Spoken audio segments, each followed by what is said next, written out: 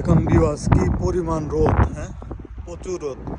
এখানে একটু সামনে ছায়া আছে, এখন ছায়া দিয়ে হাঁটবো যতটুকু হাঁটা যায় আর কি। একটু ছায়া থাকলে মানে একটু আরাম লাগে।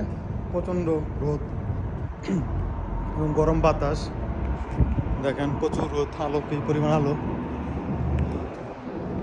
গরমকাল আসলে কুয়েতে খুব মুশকিল, তারপরে একটু সহ্য হয়ে গেছে। মানে ছায়া যেখানে দেখি সেখানে চলে যাই রোদ্রের মধ্যে হাঁটলে। এখন দেখেন রোদ্রের মধ্যে আবার হাঁটা লাগবো, আবার সামনে একটু ছায়া আছে, আবার আবার ছায়া যাব।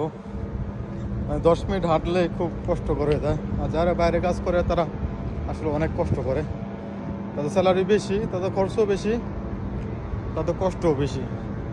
যারা অফিসে ডিউটি করে তারা মোটামুটি একটু আরামে থাকে, হয়তো বা 2-3 ঘন্টা একটু কষ্ট থাকে, গরমে তাপ সহ্য করতে হয়। তো ভালো থাকবেন, আসসালামু আলাইকুম।